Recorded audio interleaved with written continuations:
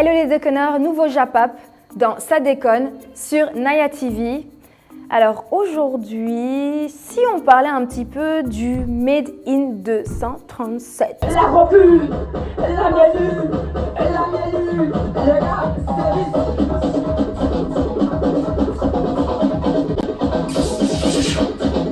Vous en dites quoi? En fait, je vais même pas demander votre avis.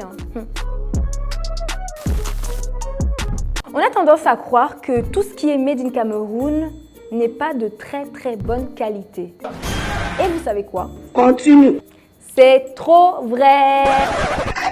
Malheureusement, certains Camers n'aiment pas s'appliquer ou bâclent certains produits ou services et c'est vraiment dommage. Un exemple banal.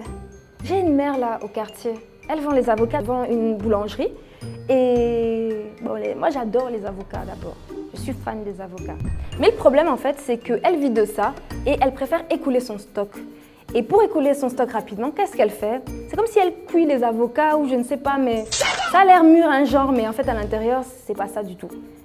Et c'est vraiment dommage parce qu'au final, elle n'aura pas de clients fidèles. Au contraire, elle va vraiment en perdre, tout simplement. C'était juste un exemple banal, hein, juste pour vous montrer un petit peu certains types de mentalités, malheureusement, mais qui, j'espère, changeront. Mais bon, à côté de ça, vous savez quoi? Moi, j'ai de très bons artisans qui bossent dur, jour et nuit. Ah oui, et ça, je vais le dire haut et fort, jour et nuit.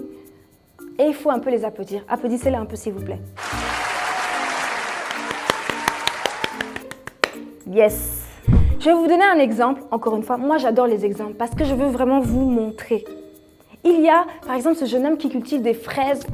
Ça, c'est ma trace qui s'est défait, excusez-moi. Il y a, par exemple, ce jeune homme qui cultive des fraises dans l'ouest du Cameroun. Mais attendez, les fraises, elles sont magnifiques. Elles sont sur nos territoires. J'ai même fait un bon gâteau, là, une tarte pour mon anniversaire. Et franchement, bravo à toi. Il y a aussi cette couturière qui confectionne des habits, des beaux vêtements.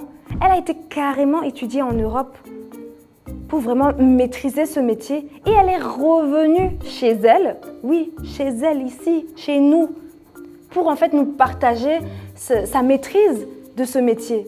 Voilà encore une fois des gens qu'il faut applaudir.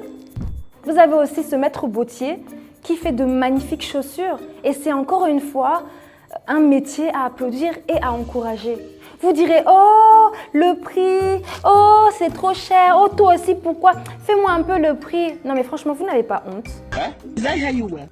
Quand il s'agit d'acheter des produits de luxe en plus qui sont imitations, là, vous videz, hein. Vous videz bien même. J'ai encore vu dernièrement un tweet d'un artiste nigérian. Je vous montre ça tout de suite.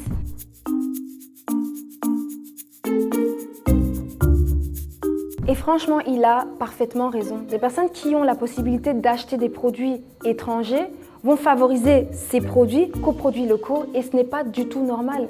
Pas du tout. Le paradoxe de cette vie fait que les étrangers en ont après nos richesses.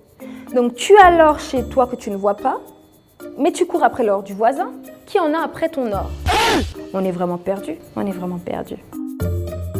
On se perd.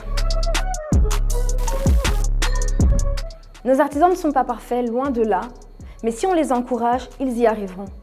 Consommons local pour faire évoluer notre continent. Les déconneurs, on se dit à la prochaine pour une nouvelle édition. Ça déconne sur Naya TV. Bye!